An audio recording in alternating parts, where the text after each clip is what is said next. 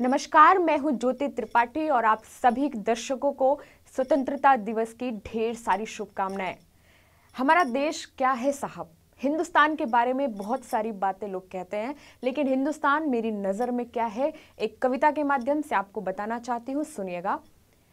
हिंदुस्तान क्या है? कश्मीर से लेकर कन्याकुमारी तक, अटक से लेकर कटक तक, केसरिया और हरे रंग में लिपटे हुए जज्बे का नाम है हिंदुस्तान। हिंदुस्तान उन असहिष्णु रागियों का नाम नहीं है जो लोकप्रियता की आड़ में बेशर्मी का नंगा नाच करते हैं। मुझे पीड़ा असहिष्णुता अलापने वालों से नहीं है, मुझे पीड़ा उनके कारनामों से भी नहीं है। मुझे पीड़ा है तो इस बात से है जो 5 सितारा होटल की 6वीं मंजिल पर बैठकर अपनी माशूका की जुल्फों में हाथ फेर कर कहते हैं, what a intolerance of darling. हम असहिष्णु हो चले हैं, हमारा दम घुटता इस देश में।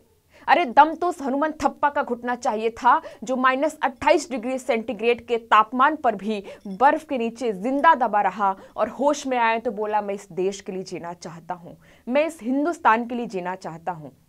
तब पंक्तियां प्रारंभ करना चाहती हूं कि क्या लिखती हूं मैं, कि मैं गीत नहीं लिखती हूं, मैं गीत नहीं लिखती हूं हरगिज 2G के परवानों का, मैं गीत नहीं लिखती हूं हरगिज 2G के परवानों का, मैं गीत नहीं लिखती हूँ मेनन अफसल के दीवानों का, मैं गीत नहीं लिखती हूँ गम में डूबी हुई रवानी का, मैं गीत नहीं लिखती हूँ गम में डूबी हुई रवानी का, मैं गीत नहीं लिखती हूँ मुन्नी शीला और जवानी का, सीमा के ऊंचे शिखरों का मैं आक्रोश सुनाती हूँ, वंदे मातरम भारत माता का जय घोष सुनाती हूँ।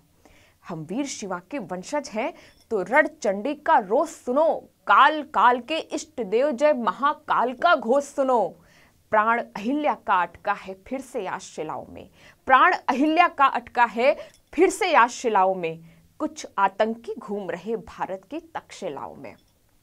नहीं दिखते हैं आज मुझे ये गांधी के खुददार यहाँ, घर संसद से बाहर छिपे हुए गद्दार यहाँ, है गांधी जैसा कोई नहीं, है सब गांधी के भेष में, चोर उचक के घूमते हैं अब संतों के देश में, महिलाओं अबलाओं को निवस्त्र घुमाया जाता है, देश के वीर सपूतों को आतंक बताया जाता है, श्वेत वस्त्र धारण करते हैं लाखों दाग है दामन में, श्वेत वस्त्र धारण करते हैं लाखों दाग है दामन में, ये कैसा अभिशाप जहां पर मां कटती है आंगन में।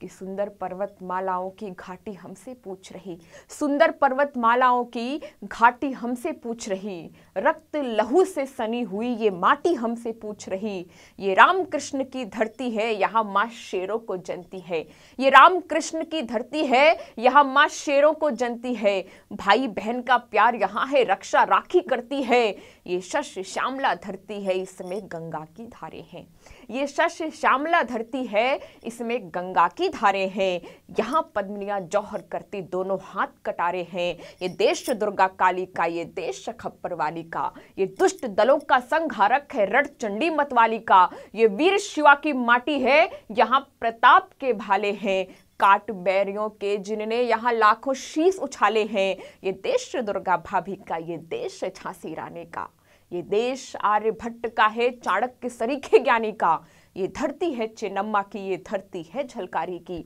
स्वामी भक्त की मूर्ति बनी ये धरती की रतबारी की, त्याग और बलिदान की मूर्त देश थाय पन्ना का है, गांधी की प्रतिमूर्ति बने ये देश आज अन्ना का है। कहाँ गया वह देश जहां की ऐसी गौरव गाथा थी, स्वाभिमान बलिदान त्याग से ऊंची विजय पताका थी, आज हमें गांडी उठा टंकार पुनः भरनी होगी, अपना अस्तित्व बचाने को हुंकार पुनः भरनी होगी। भारत माँ का एक पुत्र है, उसका विवाह होता है और जैसे ही वह प्रथम रात चौखट पर पहुंचता उसे एक पत्र मिलता है जिसमें उसे भारत माँ की रक्षा के लिए जाना होता है। उस पीड़ा को महसूस कीजिएगा जिसने अपनी पत्नी का मुखड़ा भी नहीं देखा और सरहद पर माँ की रक्षा के लिए चला गया। मैंने इन पत्नी के भाव को और पति के भाव को एक कविता के माध्यम से बताने का प्रयास किया है। सुनिएगा पत्नी क्या कहती है उसे रोकते हुए, कि कैसे तुमको रोकूं सजना कैसे प्यार जताऊं मैं, कैसे तुमको रोकूं सजना कैसे प्यार जताऊं मैं, दिल के कोने में क्या रखा कैसे तुम्हें दिखाऊं मैं, रात चांदनी संग तुम्हारे बोलो कैसे इठलाऊं मैं, रात चांदनी संग तुम्हारे बोलो कैसे इठलाऊं मैं, प्यार भरा कैसे कोई मधुरिम संगीत सुनाऊं मैं। जब मातृभूमि संकट में है तुम्हें कर्ज चुकाना है, जब मातृभूमि संकट में है तुम्हें कर्ज चुकाना है। ये प्यार मोहब्बत छोड़ तुम्हें अपना फर्ज निभाना है। राष्ट्रभक्ति से बढ़कर होता है कोई किरदार नहीं, राष्ट्रभक्ति से बढ़कर होता है कोई किरदार नहीं। बने देश की रक्षा में बाधक ये मेरा प्यार नहीं। इसलिए है प्राणनाथ मेरी यादों में मत पड़ना, इसलिए है प्राणनाथ मेरी यादों में मत पड़ना। ये मेहंदी वाले हाथ भुला के सिंग सरीखे से लड़ना। जब शत्रु दलों के आगे जा करके ये शूर लड़ेगा, जब शत्रु दलों के आगे जा करके ये शूर लड़ेगा, तब संग तुम्हारे सरहद पे मेरा सिंदूर लड़ेगा। कैसी कैसी कस्में देती है कि प्राणनाथ सौगंध तुम्हें इन पायल के झंकारों की, प्राणनाथ सौगंध तुम्हें इन कंगन चूड़ी हारों की, प्राणनाथ सौगंध तुम्हें मेरे ऊपर उपकारों की, प्राणनाथ सौगंध तुम्हें मेरे 16 श्रृंगारों की। मातृभूमि की रक्षा में चाहे रण में शीश कटा देना, किंतु शहादत से पहले दुश्मन को धूल चटा देना।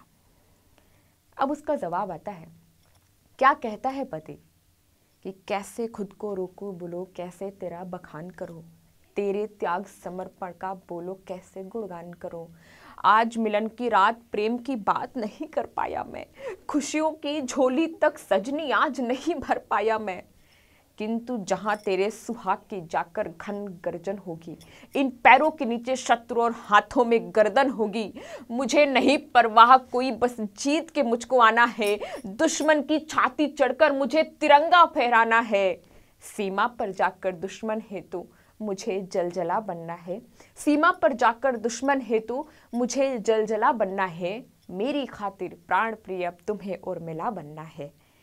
किंतु अगर फिर ओढ़ तिरंगा वापस घर को आऊं मैं, किंतु अगर फिर ओढ़ तिरंगा वापस घर को आऊं मैं, भारत माँ की रक्षा में अगर अमर शहादत पाऊं मैं, हाथ लिए बंदूक मात चरणों में शीश चढ़ाऊं मैं, सरहद पर जाकर कोई इतिहास नया रच जाऊं मैं, तो मेरी मौत पर भी तुमको आंसू मत छलका देना। मेरी चिता की राख उठा मत्थे सिंदूर लगा लेना। और दोस्तों, जब कोई सैनिक शहीद होता है, मंत्री महोदय का एक बयान आता है कि 10 लाख दे तो दिया और क्या चाहिए इन्हें।